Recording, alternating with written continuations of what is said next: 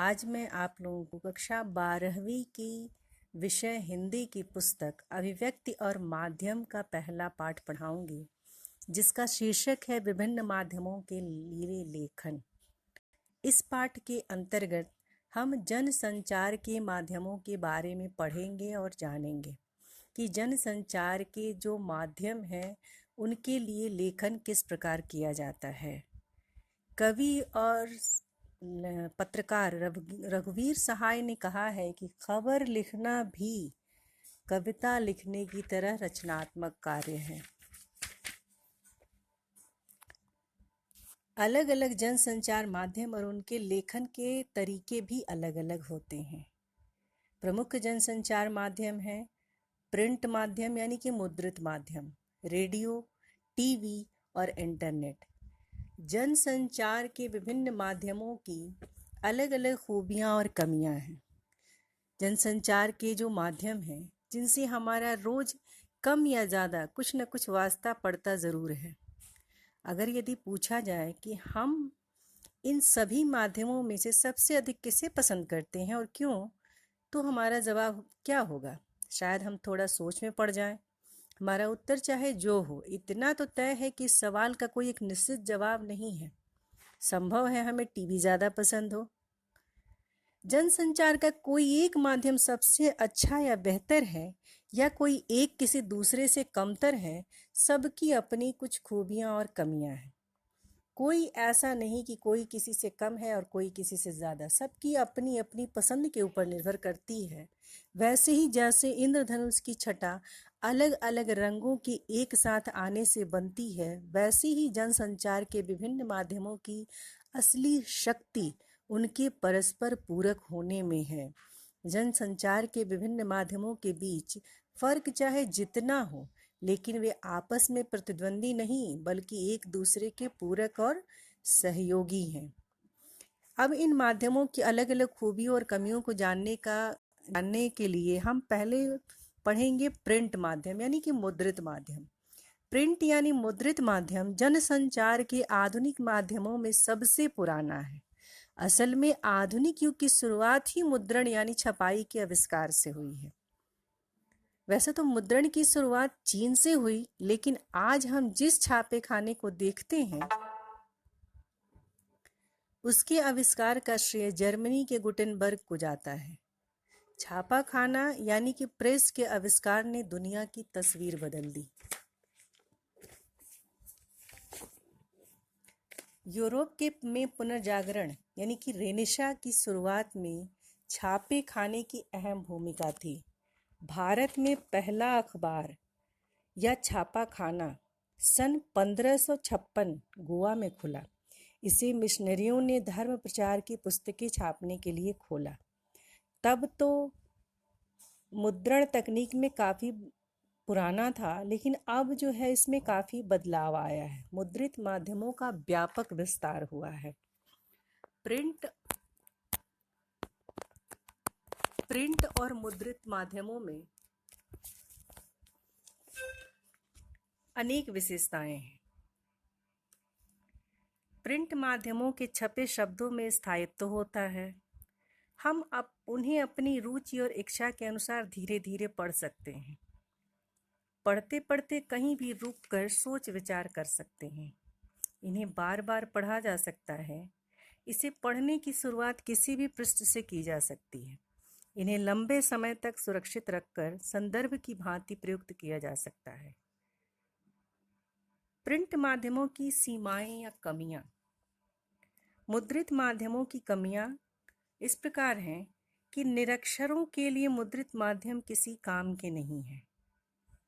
दूसरा, मुद्रित माध्यमों के लिए लेखन करने वालों को अपने पाठकों के भाषा ज्ञान के साथ साथ अब उनके शैक्षिक ज्ञान और योग्यता का विशेष ध्यान रखना पड़ता है। तीसरा, पाठकों की रुचियों और ज़रूरतों का भी पूरा ध्यान रखना पड़ता है। चौथा, ये रेडियो, टीवी या इंटरनेट की तरह तुरंत घटी घटनाओं को संचालित नहीं कर सकते, क्योंकि इनके मुद्रित होने का एक समय सीमा निर्धारित है। जैसे कि हम रेडियो और टीवी पे किसी भी तरह की कोई घटना होती है और तत्काल हमें वो प्राप्त हो जाती है, उस तरीके से प्रिंट माध्यम में संभव नहीं होता। अगर प्रिंट माध्यम के लिए हमें लेखन करना है तो हमें विशेष बातों का ध्यान रखना होता है। पहला है कि मुद्रित माध्यमों में लेखक को जगह का पूरा ध्यान रखना चाहिए, यानी कि जो स्पेस होता है वो एक निर्धारित होता है। जैसे किसी अखबार या पत्रिका के संपादक ने अगर 250 शब्दों में रिपोर्ट या फीचर लिखने को कहा है तो उस शब्द सीमा का ध्यान रखना पड़ेगा, और यही वजह है कि अखबार या पत्रिका में असीमित जगह नहीं होती। दूसरा है, मुद्रित माध्यम के लेखक या पत्रकार को इस बात का भी ध्यान रखना पड़ता है कि छपने से पहले आलेख में मौजूद सभी गलतियों और अशुद्धियों को दूर कर दिया जाए, क्योंकि एक बार प्रकाशन के बाद वह गलती या अशुद्धि वहीं चिपक जाएगी और उसके सुधार करने का कोई मौका फिर नहीं मिलेगा। तीसरा है, भाषा सरल, सहज और बोधगम्य होनी चाहिए। शैली रोचक होनी चाहिए। अगला बिंदु है, विचारों में प्रवाहमयता एवं तारतम्यता होनी चाहिए। इसके साथ ही अगला माध्यम है रेडियो। रेडियो एक श्रव्य माध्यम है। इसमें सब कुछ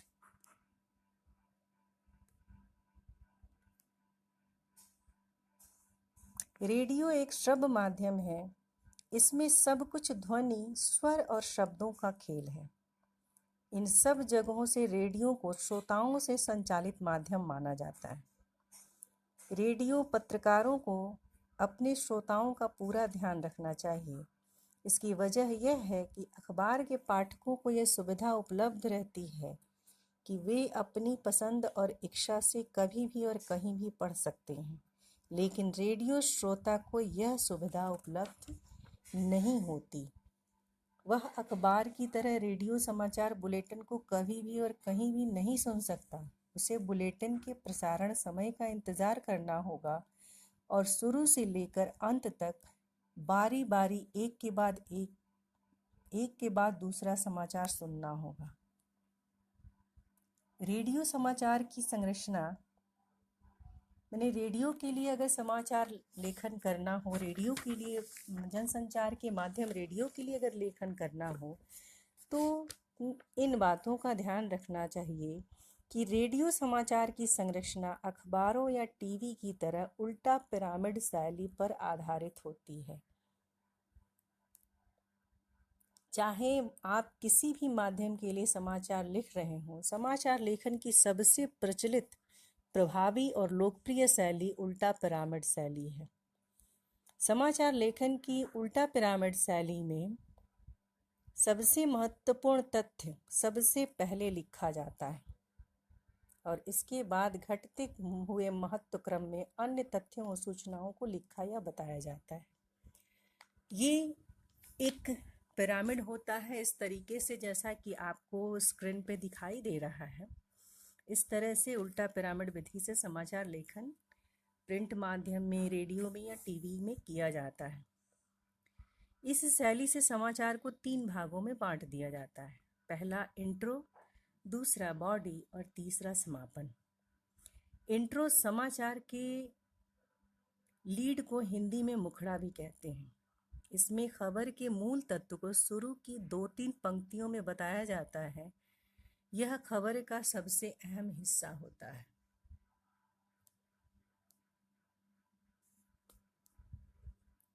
बॉडी, इस भाग में समाचार के विस्तृत ब्यौरे को घटते हुए महत्व क्रम में लिखा जाता है।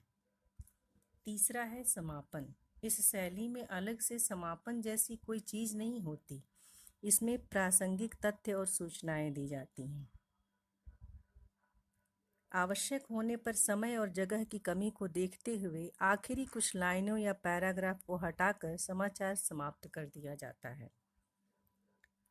रेडियो के लिए समाचार लेखन संबंधी कुछ बुनियादी बातें हैं। रेडियो के लिए समाचार की कॉपी अगर तैयार करनी होती है तो उसमें सबसे पहला जो आवश्यक कार्य होता है कि वो कॉपी जो है वो साफ सुथरी और टाइप्ड कॉपी होनी चाहिए। रेडियो समाचार कानों के लिए यानी कि सुनने के लिए होते हैं, इसलिए उनके लेखन में इसका ध्यान रखना ज़रूरी होता है। रेडियो पर समाचार प्रसारण से पहले जब समाचार का लेखन किया जाता है यानी कि उसको तैयार किया जाता है, तो उसमें सबसे पहले प्रसारण के लिए तैयार की जा रही समाचार कॉपी को कंप्यूटर पर ट्रिपल स्पेस में टाइप किया जाना चाहिए। दूसरी बिंदु है कि कॉपी के दोनों ओर पर्याप्त हाशिया छोड़ा जाना चाहिए। तीसरा बिंदु है एक लाइन में अधिकतम 12-13 शब्द होने चाहिए। चौथा बिंदु है पंक्ति के आखिर में कोई शब्द विभाजित नहीं होना चाहिए। पांचवा बिंदु है पृष्ठ के आखिर में कोई लाइन अधूरी नहीं होनी चाहिए। और छठवां और अंतिम बिंदु है कि समाचार कॉपी में ऐसे जटिल और उच्चारण में कठिन शब्द, संक्षिप्ताक्षर, अंक आदि नहीं लिखने चाहिए जिन्हें पढ़ने में वाचक की जुबान जो है वो लड़खड़ा जाए। दूसरा आवश्यक बिंदु है डेडलाइन, संदर्भ और संक्षिप्ताक्षर का प्रयोग। रेडियो में अखबारों की तरह डेडलाइन अलग से नहीं बल्कि समाचार से ही गुथी होती है। अखबार दिन में एक बार और वह भी सुबह और कहीं शाम छपकर आता है, जबकि रेडियो पर 24 घंटे समाचार चलते रहते हैं। श्रोता के लिए समय का फ्रेम हमेशा आज होता है, इसलिए समाचार में आज सुबह, आज दोपहर, आज शाम, आज तड़के आदि शब्दों का इस्तेमाल किया जाता है। इसी तरह बैठक कल होगी या कल हुई बैठक में इस तरह का निर्णय लिया गया का प्रयोग किया जाता है। इसी सप्ताह, अगले सप्ताह, पिछले सप्ताह, इस महीने, अगले महीने आदि शब्दों का प्रयोग किया जाता है। इसके साथ ही अब आपके संचार का अगला माध्यम जो है वो है टेलीविज़न। टेलीविज़न में दृश्यों की महत्ता सबसे ज़्यादा है। यह कहने की ज़रूरत नहीं कि टेलीविज़न देखने और सुनने का माध्यम है और इसके लिए समाचार या आलेख, जिसे हम स्क्रिप्ट कहते हैं, लिखते समय खास बातों को ध्यान देने की ज़रूरत पड़ती है। इसमें पहला बिंदु है हमारे शब्द पर्दे पर दिखने वाले दृश्य के अनुकूल हो, यानी कि जो हम बोल रहे हैं वो चीज़ पर्दे पे दिखाई, उसमें तालमेल होना चाहिए, वो अलग नहीं होना चाहिए, नहीं तो समाचार प्रभावी नहीं होगा। दूसरा बिंदु है टेलीविज़न लेखन प्रिंट और रेडियो दोनों ही माध्यमों से काफ़ी अलग है। इसमें कम से कम शब्दों में ज़्यादा से ज़्यादा खबर बताने की कला का इस्तेमाल होता है। तीसरा बिंदु है टीवी के लिए खबर लिखने की बुनियादी शर्त दृश्य के साथ लेखन। दृश्य यानी कैमरे से लिए गए शॉट्स जिनके आधार पर खबर बुनी जाती है। अगर शॉट्स आसमान के हैं तो हम आसमान की ही बातें लिखेंगे, समंदर की नहीं। यानी कि जो चीज़ पर्दे पे दिखाई देता है वही चीज़ बोला जाता है, दोनों का आपस में तालमेल होना आवश्यक है। टीवी खबरों के विभिन्न चरण माने जाते हैं या हैं। पहला फ्लैशबैक या ब्रेकिंग न्यूज़,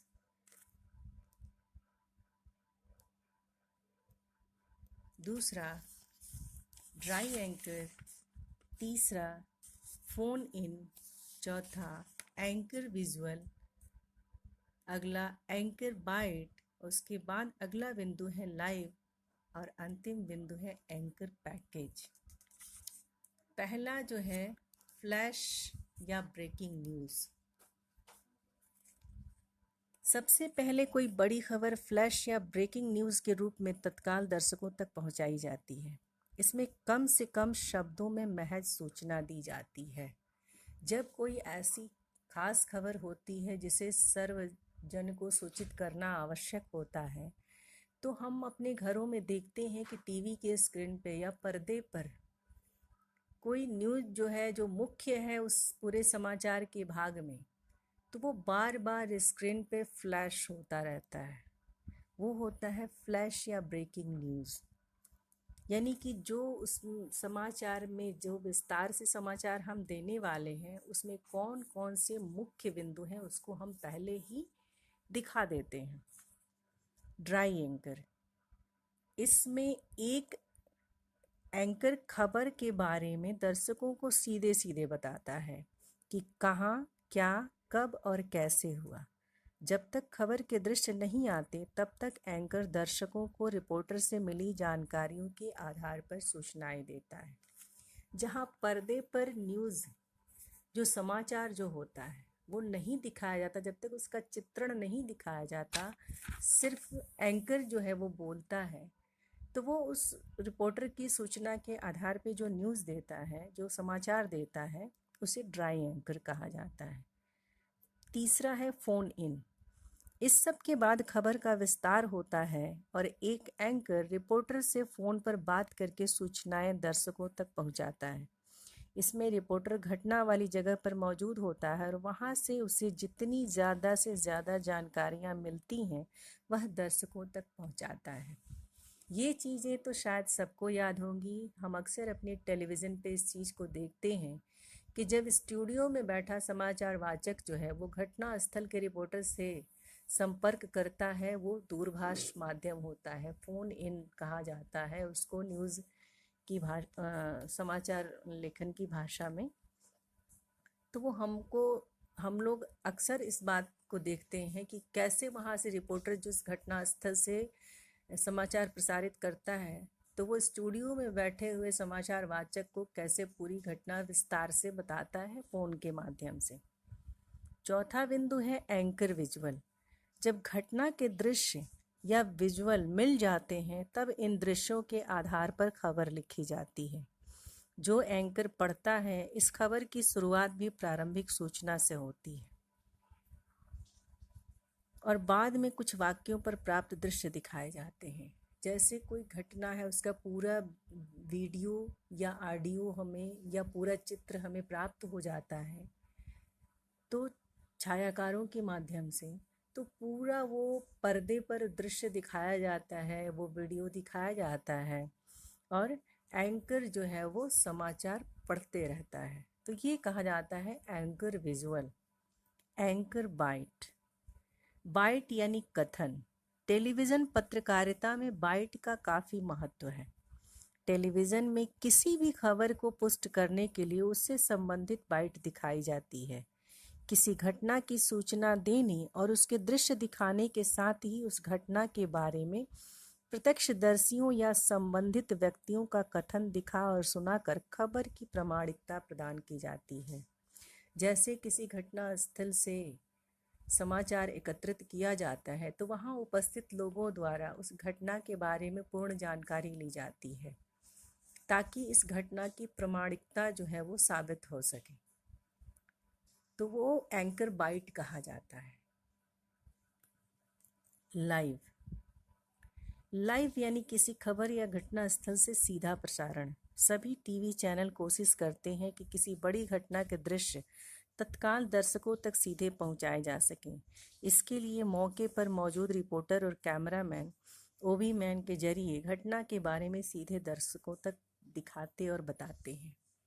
जैसे कि कोई खेल होता है, खेल समाचार, क्रिकेट वगैरह, ये सारी चीज़ें हम पूरा जो है वो लाइव देखते हैं। या 15 अगस्त या 26 जनवरी को प्रधानमंत्री और राष्ट्रपति का जो ध्वजारोहण होता है वो पूरा सीधे हमें टीवी पे समाचार चैनलों के माध्यम से दिखाया जाता है। तो ये प्रसारण जो होता है कि घटना स्थल से पूरे समाचार को विस्तृत रूप में व्यवस्थित ढंग से प्रसारित किया जाए उसको दिखाते हुए, तो ये लाइव कहा जाता है। अंतिम है एंकर पैकेज। एंकर पैकेज किसी भी खबर को संपूर्णता के साथ पेश करने का एक जरिया है। इसमें संबंधित घटना के टेलीविज़न लेखन इन तमाम रूपों को ध्यान में रख कर किया जाता है। जहाँ जैसी ज़रूरत होती है वहाँ वैसे वाक्यों को सामने लाएं ताकि खबर के सारे आशय खुल सके। यानी कि पूर्ण समाचार को व्यवस्थित रूप में प्रसारित करना, ये एंकर पैकेज कहा जाता है। इसके साथ ही आगे हम इस बात पर, इस बिंदु पर विचार करेंगे कि रेडियो और टेलीविज़न समाचार की भाषा और शैली कैसी होनी चाहिए। तो रेडियो और टीवी आम आदमी के माध्यम है। भारत जैसे विकासशील देश में उसके श्रोताओं और दर्शकों में पढ़े लिखे लोगों से निरक्षर तक और मध्यम वर्ग से लेकर किसान मजदूर तक सभी होते हैं। इन सभी लोगों की सूचना जरूरतें पूरी करना ही रेडियो और टीवी का उद्देश्य है। जाहिर है कि लोगों तक पहुंचने का माध्यम भाषा है और इसलिए भाषा ऐसी होनी चाहिए कि वह सभी की समझ में आसानी से आ सके, लेकिन साथ ही भाषा के स्तर और उसकी गरिमा के साथ कोई समझौता न करना पड़े।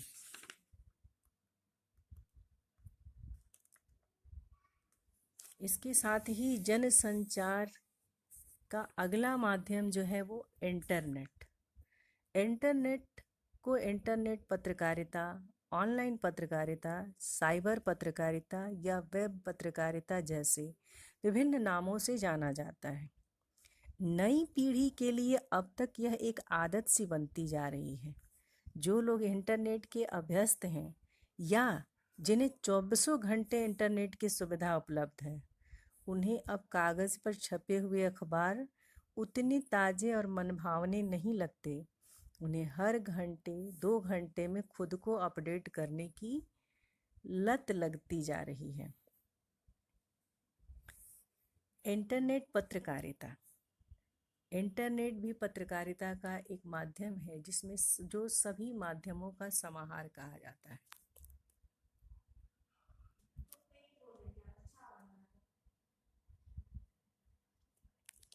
इंटरनेट पत्रकारिता इंटरनेट पर अखबारों या प्रकाशन या खबरों का आदान प्रदान ही वास्तव में इंटरनेट पत्रकारिता है।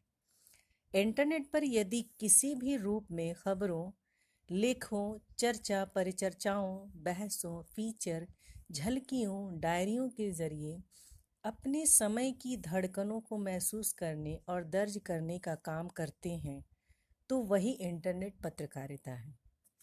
आज तमाम प्रमुख अखबार पूरे के पूरे इंटरनेट पर उपलब्ध हैं। कई प्रकाशन समूहों ने और कई निजी कंपनियों ने खुद को इंटरनेट पत्रकारिता से जोड़ लिया है। क्योंकि यह एक अलग माध्यम है, इसलिए इस पर पत्रकारिता का तरीका भी थोड़ा सा अलग है। विश्व स्तर पर इंटरनेट पत्रकारिता के स्वरूप और विकास का पहला दौर था 1982 से 1992 तक, जबकि दूसरा दौर चला 1993 से 2001 तक। तीसरे दौर की इंटरनेट पत्रकारिता 2002 से अब तक की है। पहले चरण में इंटरनेट खुद को प्रयोग के धरातल पर था, इसलिए बड़े प्रकाशन समूह यह देख रहे थे कि कैसे अखबारों की उपस्थिति सुपर इंफॉर्मेशन हाईवे पर दर्ज हो। सच्चे अर्थों में इंटरनेट पत्रकारिता की शुरुआत 1983 से 2000 के बीच हुई। इस दौर में तकनीक के स्तर पर भी इंटरनेट का ज़बरदस्त विकास हुआ। नई वेब भाषा HTML, hyper text markup language, internet email आया, इंटरनेट एक्सप्लोरर और नेटस्केप नाम के ब्राउज़र, वह औजार जिसके जरिए विश्वव्यापी जाल में गोते लगाए जा सकते हैं, ये सब आए। इन्होंने इंटरनेट को और भी सुविधा संपन्न और तेज़ रफ्तार वाला बना दिया। इस दौर में लगभग सभी बड़े अखबार और टेलीविज़न समूह विश्वजाल में आए। New York times, Washington post, CNN, BBC सहित तमाम बड़े घरानों ने अपने प्रसारणों के इंटरनेट संस्करण निकाले। दुनिया भर में इस बीच इंटरनेट का काफ़ी विस्तार हुआ। भारत में इंटरनेट पत्रकारिता का अभी दूसरा दौर चल रहा है। भारत के लिए पहला दौर 1993 से शुरू माना जाता है, जबकि दूसरा दौर सन 2003 से शुरू हुआ है। पहले दौर में हमारे यहाँ भी प्रयोग हुए .com तूफान आया और बुलबुले की तरह फूट गया। अंततः वहीं टिके रह पाए जो मीडिया उद्योग में पहले से टिके हुए थे। आज पत्रकारिता की दृष्टि से Times of India, Hindustan Times, Indian Express, Hindi, Tribune, the Hindu, statement, Pioneer, NDTV, IBN, Zee News, Aaj Tak, outlook की साइटें ही बेहतर हैं। यदि कोई वेब पत्रकारिता कर रहा है तो वह rediff.com, इंडिया इफोलाइन, वो सीफी जैसी कुछ ही साइटें हैं। रेडिफ को भारत की पहली साइट कहा जाता है जो कुछ गंभीरता के साथ इंटरनेट पत्रकारिता कर रही है। वेबसाइट पर विशुद्ध पत्रकारिता शुरू करने का श्रेय तहलका.com को जाता है। हिंदी नेट संसार। हिंदी नेट पत्रकारिता वेब दुनिया की साथ शुरुआत हुई। इंदौर की नई दुनिया समूह से शुरू हुआ यह पोर्टल हिंदी का संपूर्ण पोर्टल है। इसके साथ ही हिंदी के अखबारों ने भी विश्व जाल में अपनी उपस्थिति दर्ज करानी शुरू की। हिंदी वेब जगत का एक अच्छा पहलू यह भी है कि इसमें कई साहित्यिक पत्रिकाएं चल रही हैं। अनुभूति, अभिव्यक्ति, हिंदी नेस्ट, सराय आदि अच्छा काम कर रहे हैं। कुल मिलाकर हिंदी की वेब पत्रकारिता अभी अपने शैशव काल में ही है। सबसे बड़ी समस्या हिंदी के फॉन्ट की है। अभी भी हमारे पास कोई एक कीबोर्ड नहीं। डायनामिक फॉन्ट की अनुपलब्धता के कारण हिंदी की ज़्यादातर साइटें खुलती ही नहीं, इसलिए कि कीबोर्ड का मानकीकरण करना चाहिए। इसके साथ ही आपका ये पाठ जो है वो समाप्त हुआ। धन्यवाद।